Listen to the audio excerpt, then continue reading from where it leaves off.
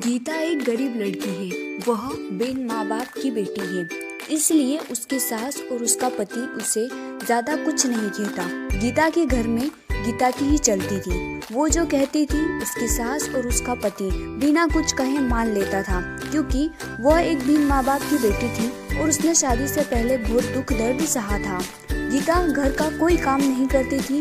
उसके घर का सारा काम उसका पति और उसकी सास करती थी और कुछ काम उसकी बेटी भी करती थी।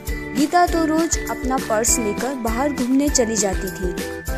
गीता को कोई कहता भी नहीं था कि वह इस तरह रोज बाहर न जाए या घर का काम करे। घर का काम उसका पति और उसकी सास कर लेती थी। लेकिन एक दिन उसके पति को उसकी सास ने कहा कि बेटा, गीता को ना रोको टोको तो उसको समझाओ कि इस तरह रोज बाहर जाना सही नहीं होगा।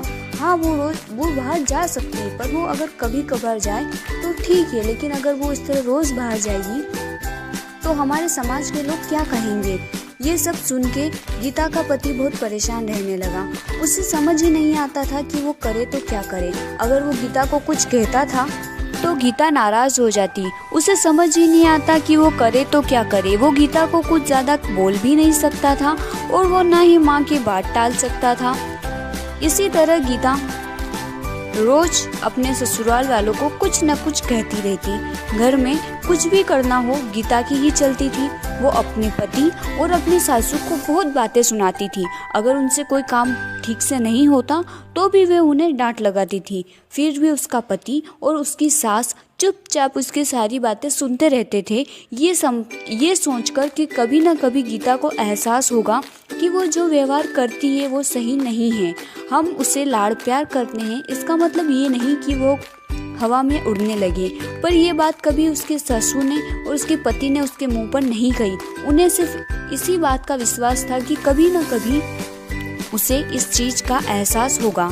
एक दिन ऐसे ही गीता अपनी सहेली रश्मि से मिलने जाती है। वो दोनों काफी दिनों के बाद मिलती है। रश्मि उसको सारी बातें बताती है कि कैसे उसकी सासू उस पर अत्याचार करती है और उसका पति भी उसकी सास की मदद करता है, उसे कुछ नहीं कहता। उसकी सास उसके पति को उसके खिलाफ भड़काती भी रहती है। वो चाहे कितना भी काम कर ले, कितनी भी अच्छी तरीके से घर की सारी साफ सफाई करे, सारा काम करे, फिर भी उसकी सासू उसमें नोकझोंक निकाली देती थी और उसका पति भी उसकी माँ का साथ देता था।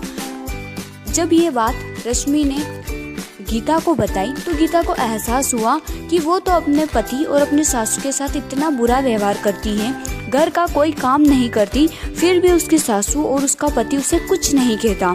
वो उन्हें बार बार छोटी छोटी चीज़ों के लिए हजारों बातें सुनाती है, फिर भी उसके सासू ने उसे कभी नहीं डांटा। ये सुनकर गीता को अपनी गलती का एहसास होता है और वह घर जाकर अपनी सासू के सामने रोने लगती है। उन्हें सब बात बताती है कि उसे उसकी गलती का एहसास हो गया है कि उसने कितना गलत किया। तब उसकी सास उसे कहती है कि बेटा रो मत, हमें विश्वास था कि तुम्हें एक न एक दिन अपनी गलती का एहसास होगा और तुमने गलती चाहे कैसी भी की हो, लेकिन तुम्हें अपनी गलती का एहसास हो गया, बस यही बड़ी बात है। अब हम सब साथ मिलकर हंसी खुशी रहेंगे। तुम बिल्कुल शौक मत मनाओ, क्योंकि हमें पूरा भरोसा था कि तुम एक अच्छी लड़की हो और तुम्हें एक न एक दिन अपनी गलती का एहसास जरूर होगा। इसके बाद गीता और उसका परिवार साथ मिलकर हंसी खुशी रहने लगा। वो सब मिलकर सारा काम करते और हंसी खुशी जीवन यापन करते। अगर आपको स्टोरी अच्छी लगी हो तो वीडियो को लाइक और चैनल को सब्सक्राइब जरूर करें। इसी तरह के